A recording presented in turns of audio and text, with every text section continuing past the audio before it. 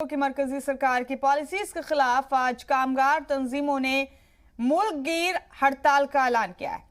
आज और कल के लिए मुल्कगीर हड़ताल की कॉल दी गई है।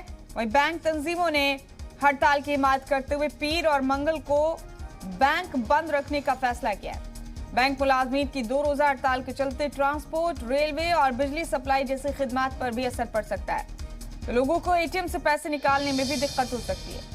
माना जा रहा है कि हड़ताल से एटीएम में कैश की किल्लत देखने को मिलेगी। बता दें आपको कि हड़ताल प्राइवेटाइजेशन की मुखालफत में की जा रही।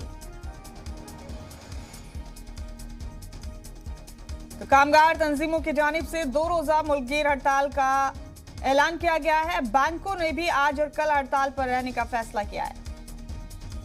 इसके बाद बैंक के एटीएम्स में भी पैसे की किल्लत देखने को मिल सकती है। कई और खिदमात पर इसका असर देखने को मिल सकता है।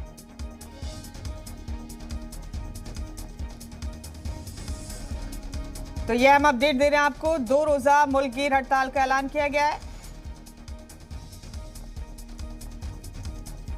प्राइवेटाइजेशन के खिलाफ हड़ताल की कॉल दी गई है बैंकों की जानिब से, और दीगर कामगार तंजीमों की जानिब से भी हड़ताल का ऐलान किया गया है। तो 28 और 29 मार्च की हड़ताल की ये कॉल है। प्राइवेटाइजेशन के खिलाफ हड़ताल की कॉल दी गई है।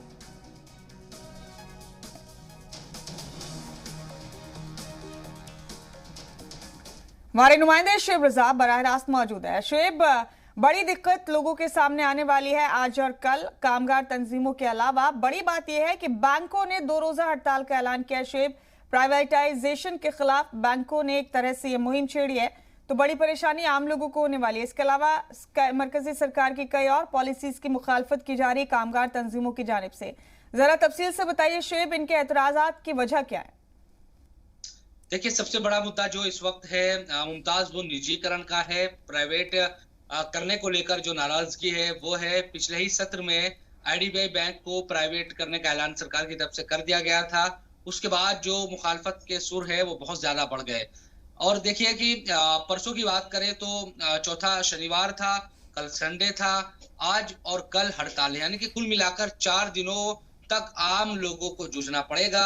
बैंकों में जिनको काम है, खासतौर पर जो लेन देन का मामला है, वो बहुत ज्यादा मुतासिर रहने वाले हैं, क्योंकि जब 2 दिन बैंक बंद रहते हैं, सैटरडे और संडे तो खुद ब खुद बैंक बंद ही थे।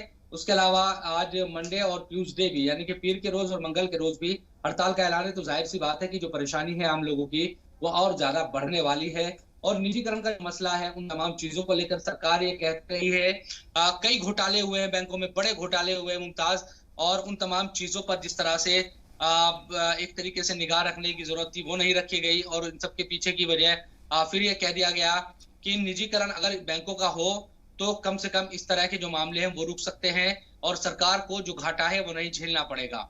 लेकिन जो सरकारी मुलाजिम है वो इस बात की मुखालफत करते रहे हैं और अब उन्होंने हड़ताल का ऐलान कर दिया है। सरकार कई क्षेत्रों में, कई सेक्टर में, आपको याद होगा कि निजीकरण की तरफ बढ़ रही है, वो प्राइवेट करना उसको चाहती है, और बैंकों को भी इसीलिए प्राइवेट करने की जो एक कोशिश है वो की जा रही है।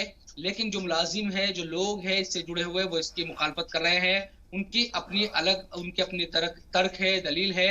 वो कह रहे हैं कि अगर प्राइवेट होंगे तो जो सरकारी मुलाजिम होंगे उनके जो हित है वो बहुत ज्यादा मुतासिर हो गए, प्रभावित हो गए, इसलिए उनकी मुखालफत कर रहे हैं। कई और दूसरी जो पॉलिसीज है उन तमाम चीजों की मुखालफत की जा रही है। कुल मिलाकर प्राइवेटाइजेशन का या निजीकरण का जो विरोध है वो देखने को मिल रहा है। लेकिन क्या सरकार पर इस तरह से कोई दबाव बन पाएगा? क्योंकि कई सेक्टर में सरकार पहले ही कदम आगे बढ़ा चुकी है। बैंकों का मामला भी कुछ इसी तरह का है।